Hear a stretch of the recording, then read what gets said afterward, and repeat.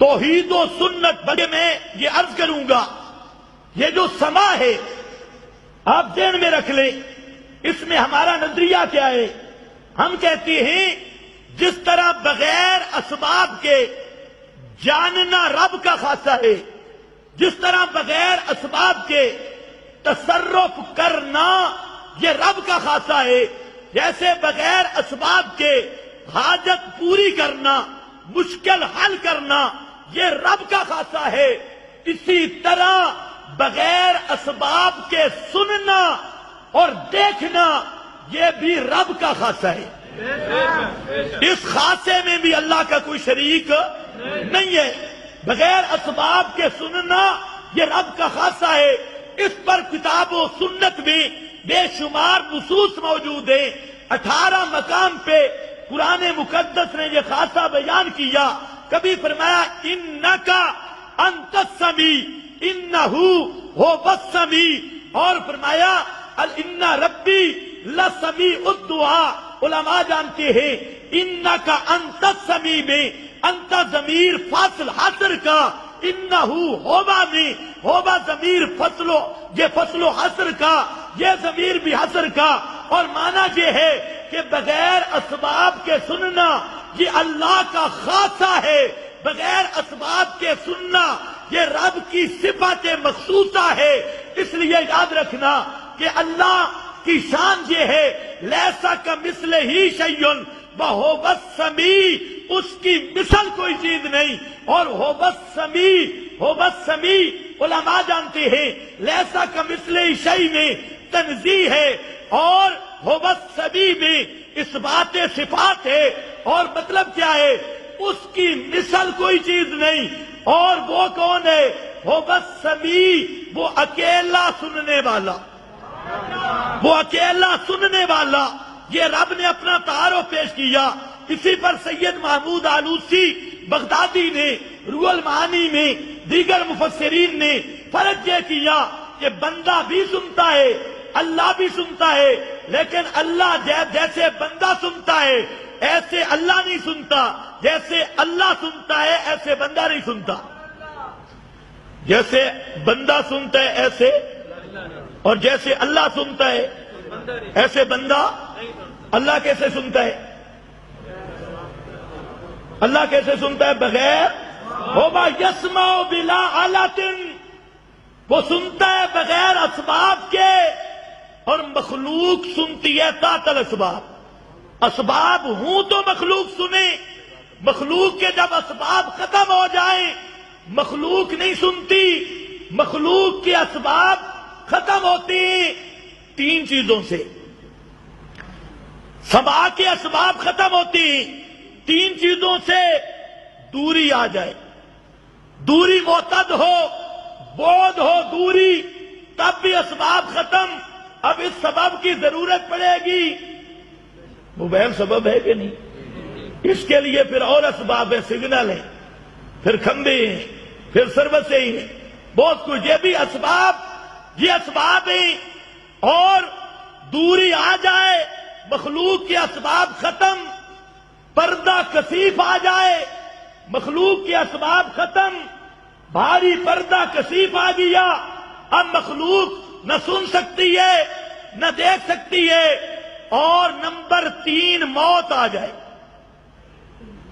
موت میں دونوں چیزیں آ گئی، پردہ بھی ایسا آ گیا، روح چلا گیا اپنے مقام پہ، جسم کئی منوں مٹی کے پردوں میں چلا گیا، روح کئی آسمانوں کے پردے کے پیچھے چلا گیا، اور جسم کئی منوں مٹی کے نیچے پردوں میں چلا گیا۔ دوری اتنی آ گئی، اور اسباب کثیف، پردے بھی آ گئے، دوری بھی آ گئی، دونوں چیزیں کٹھی ہوتی ہیں موت میں، کثیف پردے بھی اور دوری بھی۔ لہذا اب جو آدمی کسی مخلوق کے لیے بغیر اسباب کے دور سے سننے کا قائل ہو، وہ بھی اللہ کی صفت سمیع بھی غیر اللہ کو شریک کر کے مشرک بن رہا ہے۔ اور اگر کوئی پردہ کثیف کے اندر سے دیکھنے اور سننے کا بغیر اسباب کے قائل ہو، وہ بھی اللہ کی صفت سمیع اور بصیر میں مخلوق کو شریک کر کے مشرک بن رہا ہے۔ اور نمبر 3، اگر کوئی موت کے بعد جب اسباب ختم ہو گئے کسی نبی ولی کے سماع کا قائل ہو، عادتاً سننے کا قائل ہو، اس میں صلاحیت سماع مانتا ہو، تو وہ آدمی بھی اللہ کی صفت سمیع میں غیر اللہ کو شریک کر رہا ہے۔ توجہ ہے؟ اب یہ مسئلہ ہے ضرورت جو بیان کیا جائے گا، پہلے وہ مسائل بھی ہوں گے، اور یہ وہ مسئلہ یہ ہے کہ غیر اللہ کی سماع کا عقیدہ، ما فوق الاسباب سننے کا، یہ وہ عقیدہ ہے جو ہمیشہ شرک کا مین گیٹ رہا ہے، اول سے آخر تک شرک کا مین دروازہ یہی رہا۔ سب سے پہلے یہ سنتے ہیں، جب سنتے ہیں تو سفارش، سنتے ہیں تو سفارش، سنتے ہیں تو زندہ بھی ہے نا، سنتے ہیں تو زندہ ہے، سن کر سفارش کرتے ہیں، یہ شرک کا مین گیٹ رہا۔ 7 لاکھ پیغمبر نے جو شرک کی تردید کی، اسی مسئلہ کی بنیاد پہ ہاتھ رکھا۔ مشرک کا عقیدہ ہے کہ انبیاء اولیاء موت کے بعد ہمیں دیکھتے بھی ہیں، ہماری پکاریں سنتے بھی ہیں، اور انبیاء نے شروع کیا مسئلہ کو، اسی لیے انبیاء کا مسئلہ شروع ہوا، لا الہ الا اللہ، لا الہ، بولو بکت نہیں، لا الہ الا اللہ، بھائی یہ تو اتفاقی مسئلہ ہے نا، لا الہ الا اللہ، اختلافی مسئلہ ہے، اتفاقی مسئلہ ہے۔ ہمارے حضرت شیخ القرآن گئے بندیال میں، حضرت شیخ خود دورہ میں ذکر کرتے ہیں، دورہ تفسیر میں، بندیال میں گئے، وہاں ایک مولوی صاحب تھے، ان کے پاس گئے اور فرمایا کہ میں ایک زمیندار آدمی ہوں، ایک مسئلہ پوچھنے آیا ہوں۔ مولوی نے کہا کیا مسئلہ ہے؟ حضرت شیخ نے فرمایا مجھے الہ کا معنی بتاؤ، الہ کا کیا معنی ہے؟ مولوی صاحب نے کہا الہ کا معنی معبود۔ حضرت شیخ نے فرمایا یہ تو عربی ہے، میں زمیندار آدمی ہوں، ہماری بولی میں الہ کا معنی کر۔ اس نے کہا اللہ کے سوا عبادت کے لائق کوئی نہیں۔ حضرت شیخ نے فرمایا عبادت بھی عربی ہے، یہ بھی عربی ہے، میری بولی میں بتا الہ کون ہے، الہ کا معنی کیا ہے؟ اس نے کہا اللہ کے سوا بندگی کے لائق کوئی نہیں۔ حضرت شیخ نے فرمایا یہ بندگی فارسی ہے، یہ بندگی فارسی ہے، میری بولی میں بتا۔ اوپر دیکھ کے وہ کہتے ہیں مولوی بڑا منطقی ملا تھا، اوپر دیکھ کے کہتے تو غلام اللہ خان تو نہیں ہے، تو غلام اللہ خان تو نہیں؟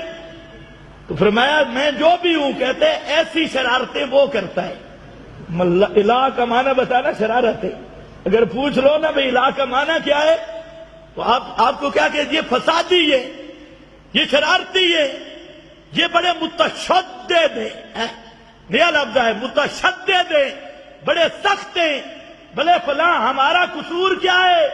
ہم کہتے ہیں الہ کا معنی اپنی بولی میں کرو، الہ کا معنی ہماری بولی میں بغیر اسباب کے سننے والا، بغیر اسباب کے جاننے والا، بغیر اسباب کے تصرف کرنے والا۔ تو لا الہ الا اللہ جب کہا تو مطلب یہ ہوا کہ ما فوق الاسباب، اللہ کے سوا سنتا بھی کوئی نہیں، دیکھتا بھی کوئی نہیں، جانتا بھی کوئی نہیں، تصرف کر سکتا بھی کوئی نہیں، یہ کلمے کا اقرار۔ اور پھر جب کہا کہ کوئی پیغمبر یا ولی یا کوئی مقرب یا امام الانبیاء موت کے بعد ہمارے احوال کو دیکھتے ہیں، ما فوق الاسباب، یا ہماری بات کو سنتے ہیں، چاہے ترنول میں کھڑے ہو کر۔ یہاں تو آج کل بڑی ترقی ہو گئی ہے، یہاں تو سنا ہے کہ بزرگ موبائل پہ سلام پیش کر رہے ہیں، ایسے ترقی کر گئے۔ یہ تو آج اچھا تھا، میرا وقت بڑا کم ہے، مغرب ہو رہی ہے، خیر ادھار ہوگی جا۔ موبائل پر درود پہ بھیجا جا رہا ہے، تو میں نے کہا تمہارے پاس موبائل آنے سے پہلے تم کہتے تھے فرشتوں کی ڈیوٹی، آج کل فرشتے ریٹائر ہو گئے، پہلے تو کہتے تھے فرشتے پہنچاتے ہیں جہاں سے، تو اب پیر صاحب کا موبائل پہنچا رہا ہے، اور تم پھر بھی کہتے اس بے ایمان کو کہو کچھ نہیں، کہو کچھ نہیں۔ یاد رکھو مسئلہ یہی ہے کہ بغیر اسباب کے سننے والا کون ہے؟ بولو، بغیر اسباب کے سننے والا کون ہے؟ اللہ یا صرف اللہ؟ اگر یہ صفت کسی نبی، ولی، پیر، فقیر میں مانی تو وہ آدمی بھی ہوگا مشرک، وہ آدمی بھی کیا ہوگا؟ مشرک۔ اس لیے ہم کہتے ہیں جو دور یا پردہ کشیف، حجاب کشیف یا موت کے بعد کسی کی عادت سننے کا قائل ہے، وہ ابو جہل کی طرح مشرک ہے۔